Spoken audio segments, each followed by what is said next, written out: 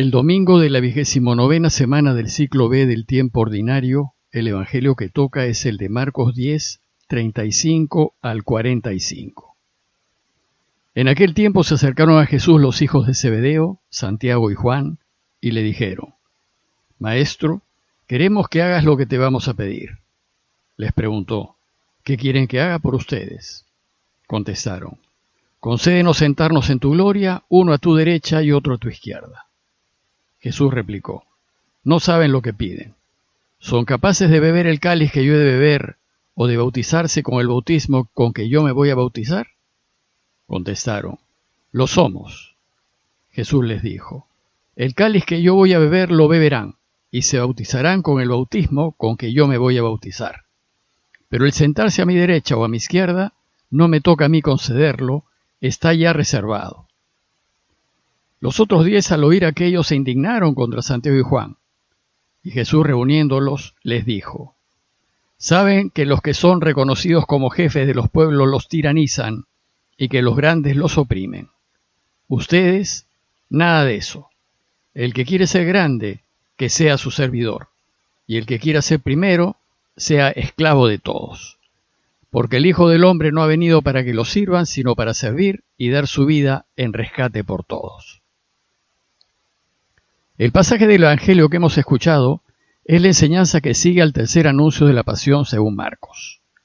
Jesús ha venido enseñando a los suyos por el camino que el tipo de Mesías que él representa es el Mesías siervo, aquel que está dispuesto a dar su vida para que los demás vivan, y aquel que prefiere servir a ser servido.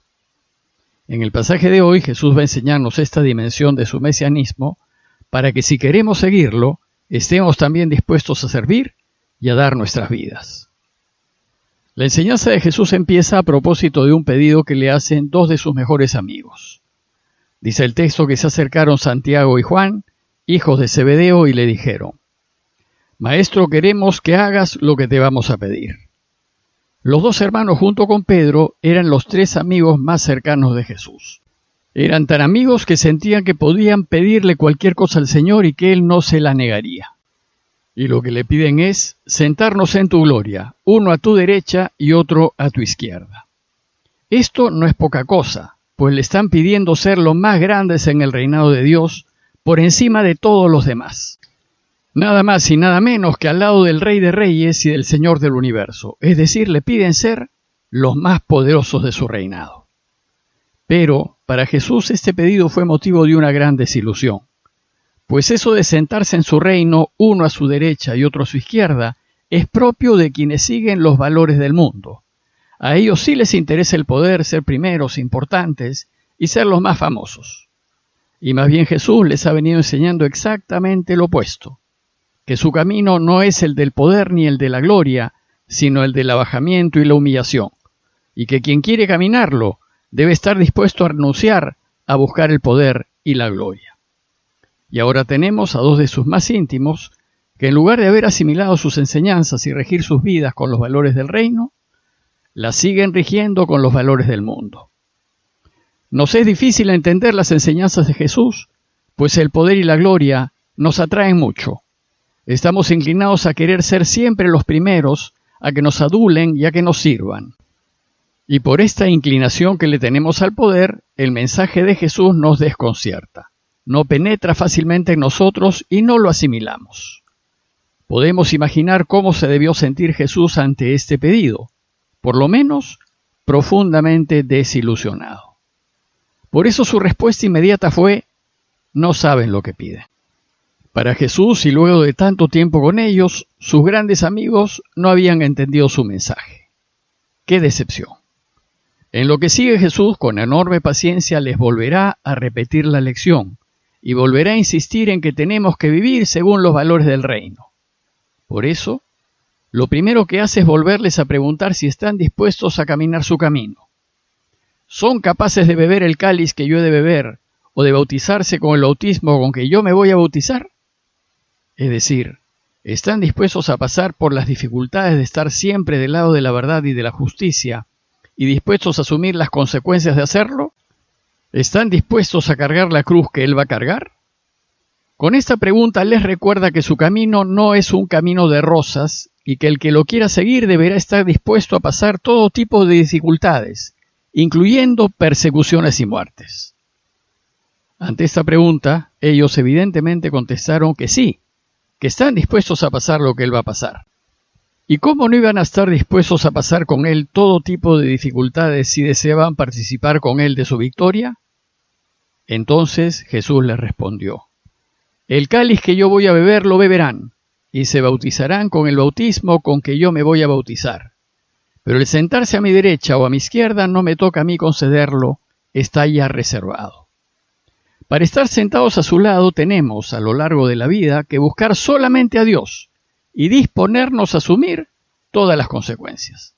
Es decir, tenemos que jugarnos la vida y todo lo que queremos y tenemos por Dios. Jesús comprueba que ellos tienen al menos el deseo de hacerlo. Sin embargo, esta disposición no garantiza que ellos estén a su lado.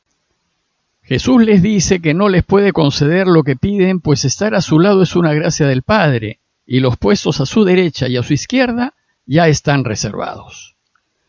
Pero fíjense lo que pasa cuando nos movemos según los valores del mundo. Fíjense qué pasó con la comunidad de Jesús. Dice el texto que los otros 10, al oír aquello, se indignaron contra Santiago y Juan. Esta petición de los hermanos lo único que produjo fue malestar en los demás discípulos. Y entonces la comunidad se partió en dos, 10 contra 2. Y así es en la vida. Nuestros deseos egoístas lo único que producen es división. Y siempre que nos regimos por los valores egoístas de este mundo, que busca concentrarlo todo, poder, riquezas, dominio en uno mismo, causamos división y pleitos en la familia, en el trabajo y en los grupos en los que nos movemos. ¿Cuántas familias conocemos que se dividen irremediablemente por asuntos de poder y de bienes materiales? Porque en lugar de regirse por valores cristianos de la justicia y de la solidaridad, se rigen por el valor mundano del tener más. La reacción de los otros 10 lo único que reveló es que también ellos se mueven por los valores del mundo. También ellos quieren ese poder. También a ellos les gustaría sentarse unos a su derecha y otros a su izquierda. Pues si estuviesen movidos por los valores del reino, no les interesaría el poder. Es decir, la reacción de los 10 lo que hizo fue descubrir que tampoco ellos han entendido el mensaje de Jesús, que no han entendido que de lo que se trata es de dejarlo todo, de no desear tener, de no estar al centro, de compartir y de ser solidarios. Esta situación significó una gran desilusión para Jesús, pues ellos eran los 12, sus elegidos, las cabezas, los fundamentos de su iglesia futura. Y entonces, si los discípulos que convivieron con Jesús y que lo escucharon de viva voz, así reaccionaron, ¿qué se puede esperar de los que lo seguimos? Desgraciadamente, la iglesia no se salva de estar impregnada, infiltrada y contaminada por los valores del mundo. Y recordemos que la iglesia somos todos, la jerarquía responsable y los fieles. Sin embargo, esta triste constatación no debe hacernos por ningún motivo tirar la toalla. Al contrario, debemos luchar contra los valores del mundo que se infiltran en la iglesia.